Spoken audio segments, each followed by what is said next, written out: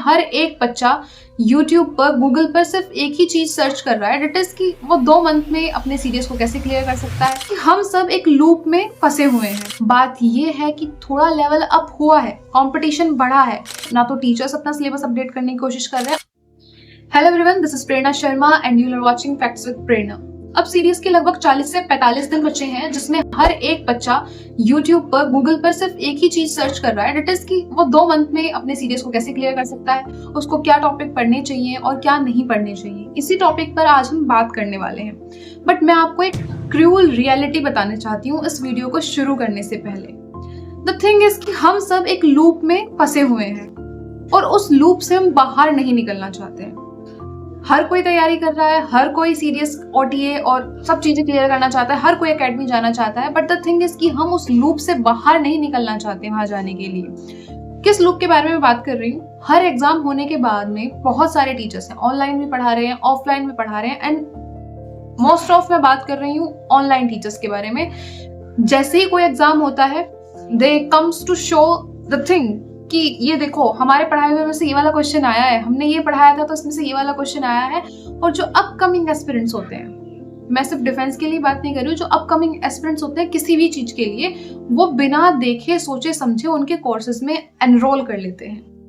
ये चीज गलत नहीं है, मैं नहीं बोलती कि हर एक टीचर जेन्युइन नहीं पढ़ा रहा है, बहुत अच्छा पढ़ा रहा है। बट द थिंग इज कि पेपर का लेवल अप हो चुका है।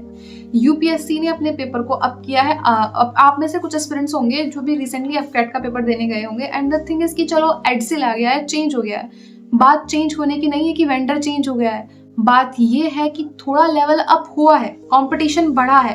एंड द थिंग इज कि हमारा सिलेबस अभी तक अपडेट नहीं हुआ है, हम अभी भी उसी सिलेबस को पढ़ रहे हैं, हम अभी भी सेम टीचर से सेम चीज को पढ़ के जा रहे हैं। ना तो टीचर्स अपना सिलेबस अपडेट करने की कोशिश कर रहे हैं और ना ही बच्चे ऐसा चाह रहे हैं कि हम कुछ अपडेटेड चीजें पढ़ें।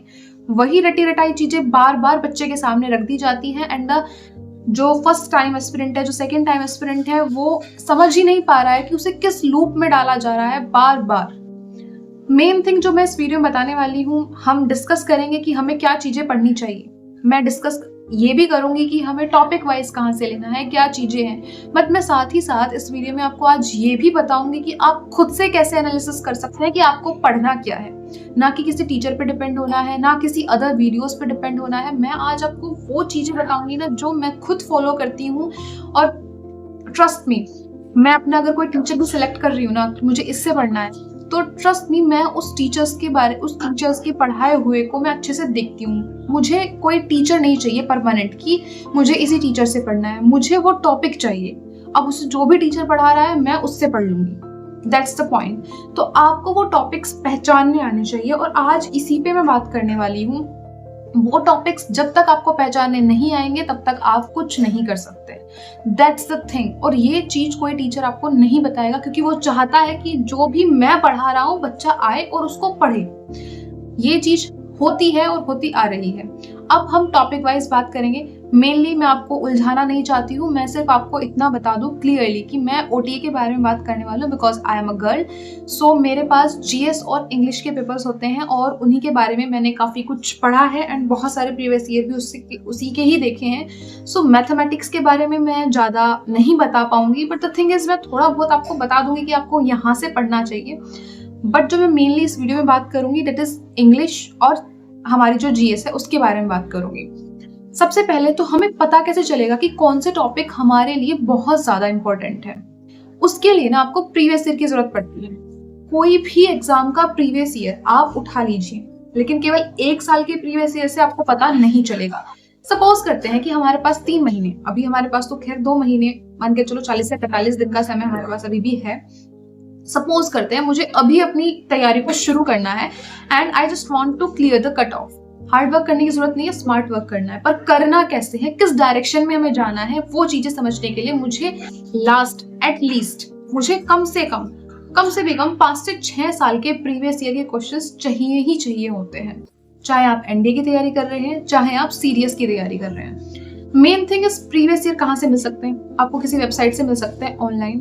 बट द थिंग इज कि हमारा पेपर ऑफलाइन होता है, यूपीएससी जितने एग्जाम्स कंडक्ट कराती है वो ऑफलाइन कराती है। तो मैं आपको सलाह दूंगी कि आप कोई ऐसी बुक या कुछ ऐसा ऑर्डर करिए जिसमें आपको ऑफलाइन सारे प्रीवियस ईयर पेपर मिल जाए और पेपर जो मिले वो आपको टॉपिक वाइज मिले। उसके लिए पर्सनली मैं आपको एक बुक सजेस्ट करना चाहूंगी। The book is Oswald serious book. ये बुक मुझे पर्सनली काफ़ी अच्छी लगी है। मैंने अपने लिए ऑर्डर की थी तो मुझे लगा कि मैं आपको इसके बारे में थोड़ा सा डिटेल में बता दूं। सीरियस की अगर आप कॉम्बो जो होता है वो ऑर्डर करेंगे तो उसमें आपको इंग्लिश, मैथ और जीएस की तीनों बुक अलग से मिलेंगी। उसमें आपको टॉपिक वाइज दिया हुआ है, इवन दो उसके अंदर इंपॉर्टेंट टॉपिक्स भी बहुत अच्छे से डिफाइन किए गए हैं। उसके अंदर आपको सब कुछ मटेरियल मिलता है और लास्ट में उसके अंदर कुछ टेस्ट सीरीज भी हैं जिसे आप ऑफलाइन अपना टाइमर ऑन करके चला सकते हैं। इसके लिए मैं लिंक कमेंट सेक्शन में पिन कर रही हूँ और अगर आप मेरा कूपन कोड दैट इज प्रेरणा10 यूज करेंगे तो आपको एक्स्ट्रा 10% का डिस्काउंट भी मिल जाएगा। ये तो हुई प्रीवियस ईयर की बात। आप कोई भी बुक ले सकते हैं, जो भी बुक आपको बहुत अच्छी लगती है, क्योंकि मुझे ये पर्सनली बहुत अच्छी लगती है तो मैंने आपको सजेस्ट कर दिया। अब coming to the topic wise, जैसे मेरे पास सबसे पहले मैं अगर जीएस की बात करूं तो जो मुझे ज्यादा वेटेज लगा दैट इज साइंस। साइंस में आपको सबसे ज्यादा वेटेज मिलेगा बायोलॉजी का, आफ्टर दैट केमिस्ट्री का, आफ्टर दैट फिजिक्स का। अब क्या पढ़ना है, क्यों पढ़ना है, कितनी सारी बुक से पढ़ना है, कहीं से भी पढ़ो, कुछ भी पढ़ो, प्रीवियस ईयर जब आप एनालाइज करेंगे तो उसके अंदर आपको ये पता चलेगा कि जो ज्यादातर टॉपिक्स हैं वो एनसीईआरटी से सीधे आए हुए हैं। बट उसके लिए आपको फिर आई विल से अगेन कि आपको प्रीवियस ईयर तो एनालाइज करने ही करने पड़ेंगे।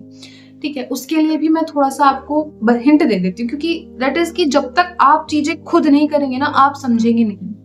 ठीक है, तो उसमें आप प्रीवियस ईयर में मैं आपको बताऊं कि जो एनसीईआरटी के अंदर ब्लू बॉक्स होते हैं, येलो बॉक्सेस होते हैं, नोट पॉइंट होता है, द मेन थिंग इज कि उसमें एक्सपेरिमेंट दिए हुए होते हैं, है ना, एक्सपेरिमेंट्स होते हैं उसके अंदर, तो वो आपको पढ़ने हैं। एक्सपेरिमेंट्स जो डायग्राम दिए उनको थोरोली पढ़ना है। मैंने अभी कुछ क्वेश्चंस देखे हैं लास्ट सेकेंड ईयर के अंदर, उसके अंदर डायग्राम से डायरेक्ट क्वेश्चन है एनसीईआरटी के, तो आपको एक वो देखना है। ठीक है, एनसीईआरटी के जो डायरेक्ट क्वेश्चंस आए हुए हैं वो सिर्फ आपके वन लाइनर्स नहीं आए हुए हैं, वो ऐसे हैं कि जो डायग्राम में से दे रखे हैं, कुछ क्वेश्चंस लिखे नहीं है बट डायग्राम्स के अंदर से उठाए हुए हैं। सबसे ज्यादा बायोलॉजी का है, तो बायोलॉजी में आपको काफी कुछ चीजें उसमें थोरो करना अच्छे से। केमिस्ट्री आपको पढ़नी है, केमिस्ट्री, ये सब चीजें जो साइंस है ना आपको पूरा का पूरा एनसीईआरटी से कवर करना है।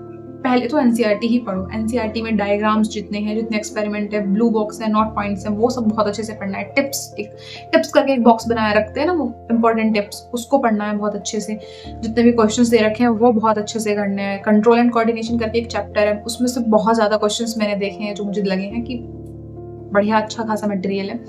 After that coming to the जो उससे थोड़ा कम मुझे वेटेज लगा, इट इज ज्योग्राफी का। 20 से 25 क्वेश्चन अगर उसके हैं तो लगभग 18 से 19 क्वेश्चन आपको ज्योग्राफी का भी देखने को मिलेंगे। अब ज्योग्राफी को कहाँ से पढ़ना है, अगेन प्रीवियस ईयर एनालिसिस करने हैं और आपको वो इंपॉर्टेंट टॉपिक्स लिखने हैं जो आपको लग रहा है कि बार बार रिपीट हो रहे हैं। जैसे माउंटेन रेंजेस बहुत अच्छे से पूछ रखी है आपसे, कई बार पूछ रखी है। पता ज्यादातर जो मुझे देखने को मिला है ना ट्रेंड यूपीएससी का, वो ना आपको बहुत सारी चीजें देते हैं और उसको एक सीरीज में लगवाते हैं। जैसे साउथ टू वेस्ट बताना है, east to west sorry, south to north बताना है, तो आपको 3-4 चीजें दे देंगे और उनको बोलेंगे अरेंज करो ईस्ट टू वेस्ट, अरेंज करो साउथ टू नॉर्थ। इस तरीके से आपको चीजें देते हैं, तो वो आपको थोड़ा सा देखना है। तो यानी मैप के थ्रू आपको सब कुछ पढ़ना है। मैपिंग करनी है, रिवर्स पढ़ रहे हैं तो मैपिंग, डैम्स पढ़ रहे हैं तो मैपिंग जितनी अच्छी करेंगे उतना अच्छा आपके लिए होगा। आफ्टर कमिंग टू दैट, आपको जो थोड़ा कम मिलेगा दैट इज पॉलिटी। पॉलिटी अच्छी आती है और पॉलिटी के लिए बहुत सारी बुक्स हैं। कोई लक्ष्मीकांत करता है कि हाँ लक्ष्मीकांत पढ़ लीजिए बहुत हो जाएगी। देखो क्योंकि लक्ष्मीकांत बहुत बढ़िया, आप इतनी ज्यादा नहीं पढ़ सकते हो। द थिंग इज कि आपको जो पढ़ना है ना वो इतना पढ़ना है कि वो आए। तो मतलब आपको करंट अफेयर बेस पढ़ना है। जैसे करंट अफेयर में भी रिसेंटली कोई लॉज आए हैं तो वो आप पढ़ लीजिए, और किसी सदन के थ्रू कुछ हुआ है तो वो पढ़ लीजिए, कोई अपॉइंटमेंट हुआ है तो वो किस आर्टिकल के थ्रू होता है, and the preamble most important thing वो आपको बिल्कुल रटा हुआ होना चाहिए। तो कुछ चीजें अमेंडमेंट्स हैं, जो इम्पोर्टेंट अमेंडमेंट्स हैं वो आपके याद होने चाहिए। अभी रिसेंटली कुछ लैंग्वेज ऐड हुई है हमारी कॉन्स्टिट्यूशन के अंदर, तो 12th शेड्यूल के 8th शेड्यूल के अंदर तो कौन सी लैंग्वेज है, 22 है पहले से, वो उनके नाम आपको पता होने चाहिए। तो यूपीएससी ना जो क्वेश्चंस पूछ रहा है ना वो पूछ तो बढ़िया लेवल के रहा है, बट उनको ना थोड़ा गहराई में जाके पूछ रहा है। तो बस आपको ध्यान रखना है कि आप कोई भी चीज सुपरफिशियल वे में ना पढ़े, थोड़ा गहराई में जाकर के उसको अगर पढ़ेंगे, एनालिसिस करेंगे तो हो जाएगा।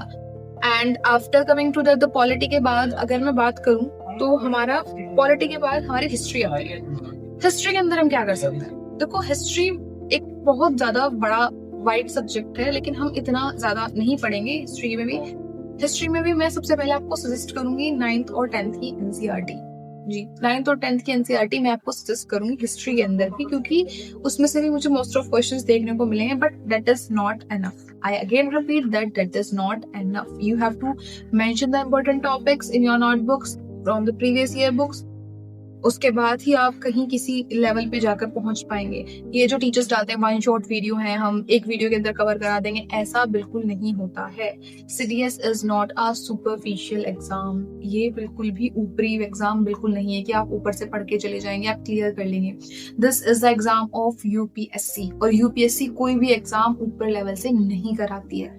सो अभी भी आपके पास टाइम है। मैं जस्ट इतना कहना चाहूंगी कि आप टीचर्स के ऊपर डिपेंड मत रहिए, अपने आप को खुद अपडेट कीजिए, अपने आप को उस लेवल पर लेकर जाइए, और वो लेवल आप खुद ले जा सकते हैं। सपोज करते हैं हम वेट करेंगे कि जो अभी रिसेंट में स्कीम्स चल रही हैं, गवर्नमेंट स्कीम्स के बारे में बात कर रही हूँ, कि जो अभी रिसेंट लॉन्च हुई हैं और जो उनमें कोई चेंज आए हैं, फिर जो चल रही हैं, तो हम वेट करेंगे कि हमारा टीचर उसकी वीडियो अपलोड करेगा कि इंपॉर्टेंट स्कीम्स कौन सी है और मुझे वो पढ़ना है। उन्हें क्या पता कि इंपॉर्टेंट स्कीम कौन सी? मैं ये नहीं बोल रही कि उन्हें क्या पता, उन्हें पता है इन द सेंस कि आपको पता है कि जो आपका एग्जामिनर है, जो आपके लिए वो पेपर सेट करने वाला है, उसके दिमाग में वो इंपॉर्टेंट ना हो कि दूसरा इंपॉर्टेंट हो जाए। कुछ भी हो सकता है, लेवल चेंज करने के लिए कुछ भी हो सकता है। चलो ये भी एक साइड में रखती हूँ। द थिंग इज कि हम डिपेंड है कि वो टीचर उस पर वीडियो बनाएंगे और उसके बाद ही हम उसे पढ़ेंगे। क्यों भाई, क्यों पढ़ोगे? दैट इज गूगल पे जाइए, PIB सर्च कीजिए। PIB सर्च करने पे आपको एक इंटरफेस नजर आएगा, जिसके अंदर अगर आप क्लिक करेंगे तो आपको सारी government scheme line wise, date wise, उनके अंदर क्या क्या चेंजेस आए हैं, सब कुछ लिखा हुआ मिलेगा उस इंटरफेस पे। तो जाइए, खुद से पढ़िए, अगर आपके पास टाइम है तो जाकर पढ़िए उसको, क्योंकि जिस किसी टीचर पे डिपेंड है कि वो आएंगे, वीडियो डालेंगे, and after that you will start the reading. Why? सबसे पहले आपको प्रीवियस ईयर लेने, उसमें से इंपॉर्टेंट चीजें जो पिछले 5 साल से ट्रेंड चला हुआ आ रहा है उसको नोट डाउन करना है, और उसके लिए आपको खुद मटेरियल को इकट्ठा करना है। सारे टीचर्स भी तो वहीं से स्कीम्स लेके आते हैं, वहीं से जाते हैं, वहीं से डेटा कलेक्ट करते हैं, वो स्कीम्स आपको पढ़ाते हैं। तो ये डेटा आप भी तो कलेक्ट कर सकते हैं। क्यों किसी और दूसरे इंसान पर आपको जाकर के डिपेंड होना है? देखो, आपको सोर्सेस कोई भी बता देगा, टीचर बता देगा, वो बच्चा बता देगा जिसने क्लियर किए हैं, इवन दो वो भी बता देगा जो उसके लिए भी रिसेंटली प्रिपरेशन कर रहा है। द थिंग इज कि वो सोर्सेस पढ़ने आपको हैं, उनको पढ़ने के बाद प्रैक्टिस आपको करनी है, टेस्ट सीरीज आपको देनी है, तो उस चीज पर चलना तो आपको ही है। सिर्फ आपको एक रास्ता दिया जा सकता है। जो टीचर्स हैं, जो जेन्युइन टीचर्स हैं, वो आपको गाइड कर सकते हैं, वो आपको बता सकते हैं कि अगर आपको यहाँ पर दिक्कत आ रही है, चलो हम पढ़ा देते हैं, ठीक है। लेकिन वो जो बहुत सारा कंटेंट अवेलेबल है ना ऑनलाइन, उसमें से आपको खुद छांटना है कि मेरे लिए ये बेटर है, मुझे इस चीज पर फोकस करना है, because you know your weakness, because you know your strong points. अगर आपको LCM HCF चैप्टर बहुत अच्छे से आता है तो क्यों पढ़ेंगे आप उसे? आपकी ट्रिग्नोमेट्री बहुत अच्छी है तो क्या आप उसे दोबारा से पढ़ेंगे? क्या उस पर टाइम वेस्ट करेंगे? या फिर आपको वो चीजें पढ़नी चाहिए जो आपके वीक पॉइंट्स होंगे। तो you know your weak points, not any teacher, not any influencer, कोई नहीं जानता है। तो वो चीजें आपको खुद नोट डाउन करनी है, and after note Downing that, उसके लिए मटेरियल आपको इकट्ठा करना है। और सिर्फ इतने से काम नहीं चलेगा, उसके अंदर आपको गो थ्रू होना है, और कंप्लीटली बिल्कुल डीप नॉलेज आपको उसकी लेनी है। Coming to the next thing, ये तो हमारी GS के बारे में बात होगी। बात करते हैं करंट अफेयर्स के बारे में। देखो, करंट अफेयर्स के बारे में बहुत सारे जो है कि ये बोलते हैं कि आपको लास्ट 6 मंथ की करंट अफेयर पढ़ लिए, एनफ है। बिल्कुल एनफ है। डीप नॉलेज आपको लास्ट 6 मंथ की होनी चाहिए, बट आपको 1 साल के, 1 ईयर के कंप्लीट करंट अफेयर्स पता होने। तो प्रीवियस लास्ट 6 मंथ वाले हैं, उनके बारे में आपको ऊपर से पता है, चल जाएगा।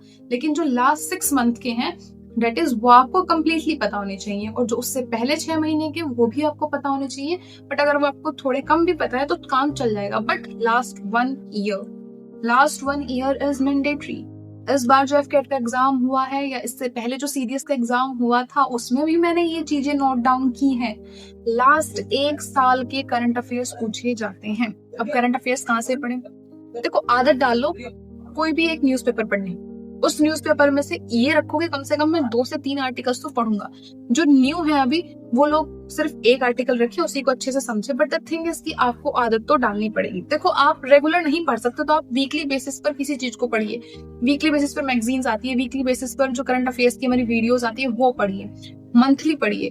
अगर आप डेली नहीं पढ़ सकते हैं तो वीकली तो आप पढ़ ही सकते हैं। और मुझे नहीं लगता कि कोई भी इंसान इतना बिजी है कि वो अपनी लाइफ का हाफ आवर हमारे देश में, हमारे इंटरनेशनली, हमारे स्टेट के अंदर और हमारे जिस जगह पे हम रहते हैं वहां पर क्या चल रहा है, तो मुझे नहीं लगता कोई इतना बिजी है कि वो हाफ आवर ना निकाल सके। और अगर आप इतने बिजी हैं सो प्लीज डिफेंस सेक्टर आपके लिए नहीं है।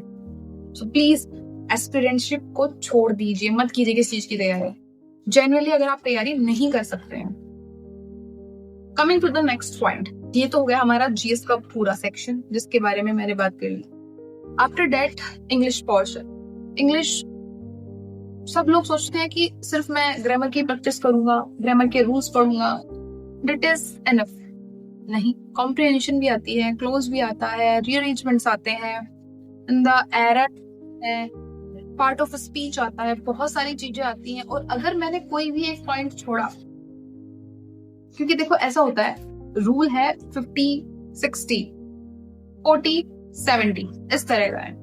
मतलब 40% अगर हार्ड आएगा तो 70% इजी पेपर आएगा, अगर 70% हार्ड आएगा तो 40% इजी पेपर आएगा। इस तरह का रूल है। सपोज करते हैं आपने कुछ चीजें बहुत अच्छी पढ़ ली हैं इंग्लिश के अंदर और कुछ चीजें आपने अच्छी नहीं पढ़ी।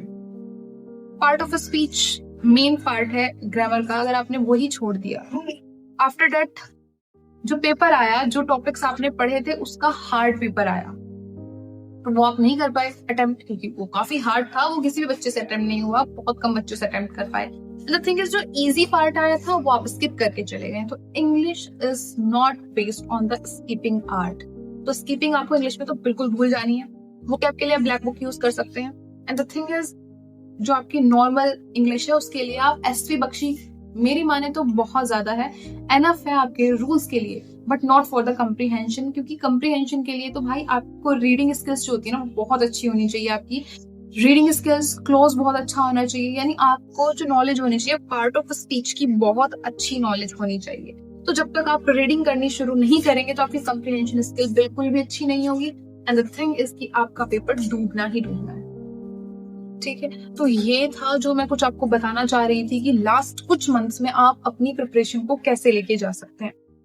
लास्ट में, बिल्कुल लास्ट में, मैं एक जेन्युइन एस्पिरेंट की तरह, क्योंकि आई एम ऑल्सो एस्पिरेंट, मैंने कुछ टाइम्स एग्जाम्स क्लियर किए हैं, मतलब कुछ चीजें हुई हैं ऐसी कि मैं एसएसबी तक भी गई हूँ and I couldn't make the SSB, but the thing is कि मैं एग्जाम्स तो क्लियर कर पाई हूँ।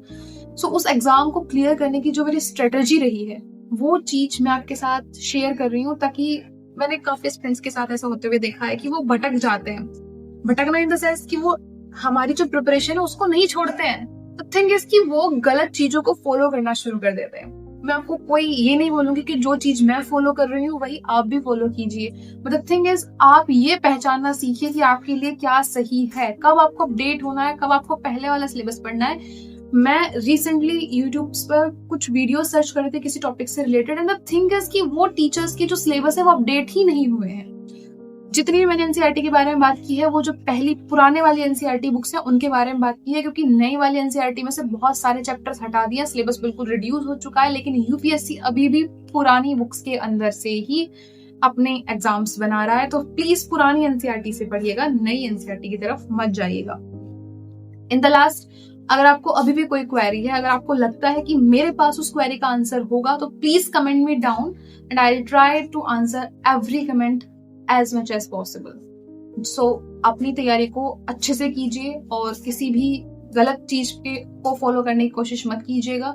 The thing is, अगर कोई हेल्प मुझसे हो सकती है तो मैं जरूर करूंगी। The last, जय हिंद।